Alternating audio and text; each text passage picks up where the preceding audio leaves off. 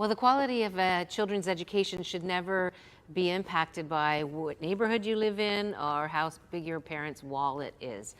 So that's why investing in public education all around the province is extremely important.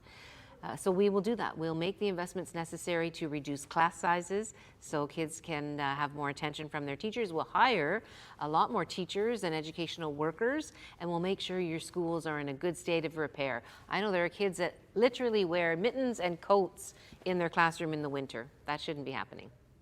You shouldn't have to worry about your future because of the climate crisis. We know that we are in a climate emergency, and we have to do everything we can to make sure water and air and our planet is safe for your future. You shouldn't have to be worrying about it. So that's why we have something called the Green New Democratic Deal, which cuts emissions in half by 2030 and get to net zero by 2050.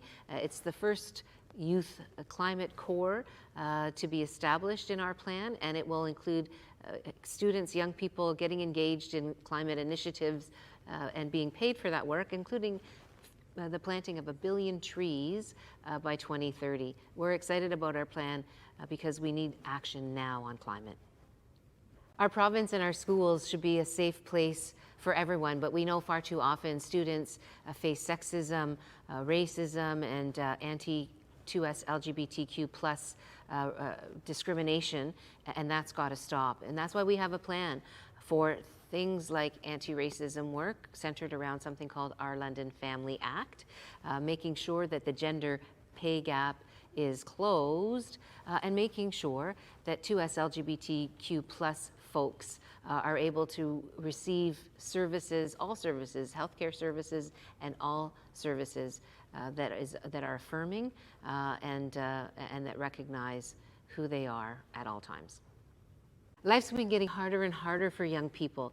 The cost of living is going through the roof, tuition fees are rising, and mental health has been a big concern for a long time. And so we have a plan for all of these things. We're going to make sure you can get the mental health care and supports that you need by using your OHIP card, not a credit card. We're going to increase the minimum wage in this province to $20 an hour, and we're going to replace student loans with grants to make post-secondary more affordable for young people. COVID has shown us just what's broken in Ontario, and we have plans to fix the things that are important to people. Fix our healthcare system so people can get the care when they need it.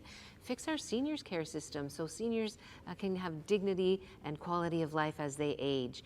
Make sure that small businesses are strong and able to thrive in the months and years going forward, and deal with the rising cost of living, the affordability issues that we have now.